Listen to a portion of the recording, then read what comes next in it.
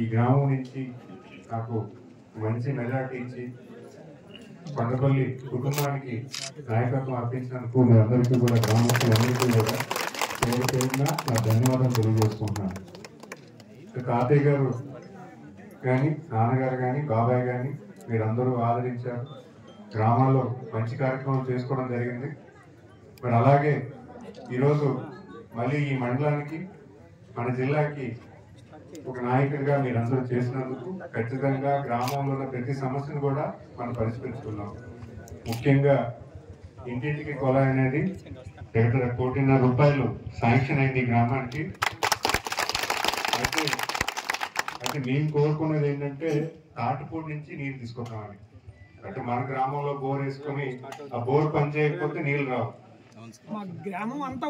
తాటిపూడి నుంచి మనకి వాటర్ రావాలని, ప్రతి గ్రామానికి వాటర్ రావాలని అడగడం జరుగుతుంది. దానికి కూడా అదనపుగా సుమారు తాటిపూడి లైన్ గంచాడ, బొండపల్లి, గంటున్నారు 3 మండలాలకు వచ్చే విధంగా మేము రిక్వెస్ట్ చేసాం. అదనంగా ఒక 150 కోట్లు దానికి అవసరం అయ్యాయి. దానికి కూడా మేము 2 కలిపి సుమారు 300 కోట్లు ఈ నియోజకవర్గానికి మంచినీటి పథకానికి ఇవ్వమని అడగడం జరిగింది. అదైతే మనకి శాస్త్ర అంటే ఎప్పుడు కూడా నీరు కొరత అనేది ఇంటింటికి అనేది ఇబ్బంది లేకుండా ఉంటుందనే ఆలోచనతో ఖచ్చితంగా 1 సంవత్సరం వ్యవధి అయితే మనకు కావాలి. ఎందుకంటే శాంక్షన్ పెద్దది. ప్రతి ఇంటికి కూడా కొలాయి రావాలంటే కొంచెం 1 సంవత్సరం వరకు ఇబ్బంది ఉంది. దాని సంవత్సరం వరకు మాకు టైం ఇవ్వండి. అంతేకాకుండా ఏమైనా పెన్షన్లు కూడా అర్హులైన వాళ్ళందరికీ వస్తుంది.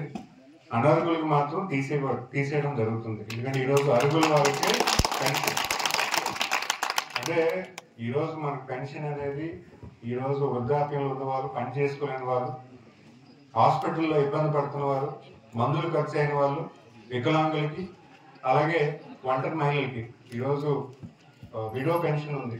ఈరోజు సంపాదించే హస్బెండ్ లేనప్పుడు ఖచ్చితంగా అలాంటి ఆడవాళ్ళు సాయం చేయాలని చేతూర్తు వాళ్ళు వీళ్ళందరికీ అర్హులైన వాళ్ళకి ఇద్దాం. తగ్గుతుంది. మన వాళ్ళు ఎవరైనా అనారోగ్యం అవ్వకుండా ఉంటుంది. కాలువలు కూడా మీరు ఇంజనీర్ని అడిగి ఎస్టిమేట్ వేసుకొని ఉంచుకోండి. అవకాశం ఉంటే